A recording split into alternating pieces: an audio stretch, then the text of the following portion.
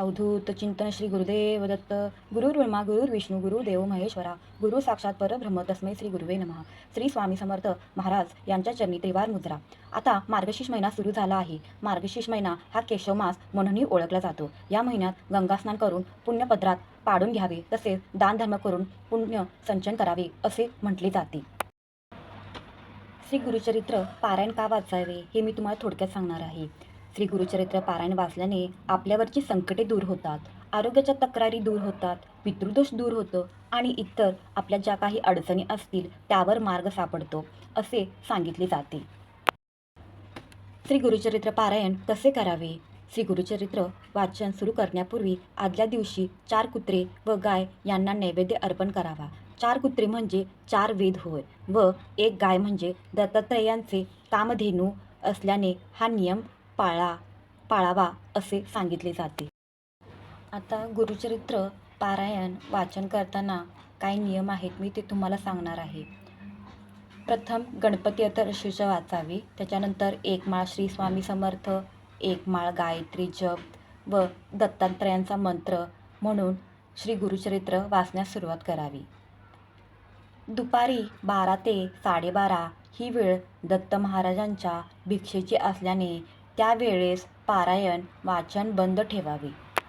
नियम दुसरा, श्री गुरुचरित्र वाचण्याच्या कालावधीत दुसऱ्यांच्या घरचे अन्न घेऊ नये. आपली आई, बहीण, पत्नी यांच्या हाताचे अन्न खाण्यास काहीही हरकत नाही.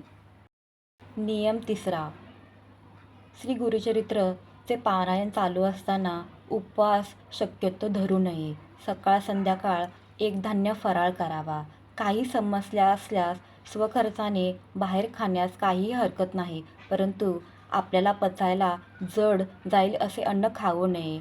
अति तिखट पदार्थ, कांदा, लसूण यांचा आहारात समावेश करू नये. नियम चौथा, ग्रंथाचा नैवेद्य गायीला खाऊ घालावा किंवा स्वतः घ्यायला काही हरकत नाही.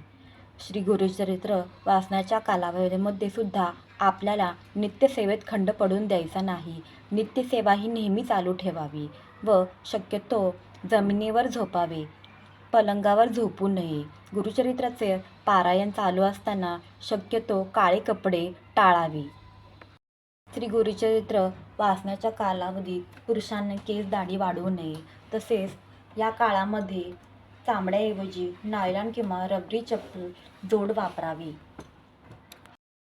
नियम 6, श्री गुरुचरित्र वाचण्याच्या कालावधीमध्ये ब्रह्मचर्याचे पालन करावे. नियम 7, श्री गुरुचरित्र वाचण्याच्या कालावधीमध्ये मासिक पाळी आल्यास तर ते पारायण दुसऱ्या व्यक्तींकडून पूर्ण करून घ्यावे. तसेच सुतर सौर असल्यास त्यांच्या घरी जाऊ नये. स्वतःच्या कुटुंबात जर सुतक असेल तर अशा वेळी श्री गुरुचरित्र पारायण दुसऱ्यांकडून पूर्ण करून घ्यावे. अर्धवट गुरुचरित्र पारायण कधीही सोडू नये. सप्ताहाच्या कालावधीमध्ये रोज सकाळ संध्याकाळी श्री गुरुचरित्राच्या पोथीस नैवेद्य दाखवून आरती करावी व रोज रात्री झोपण्यापूर्वी श्री विष्णू सहस्त्रनाम वाचावे. श्री स्वामी समर्थ.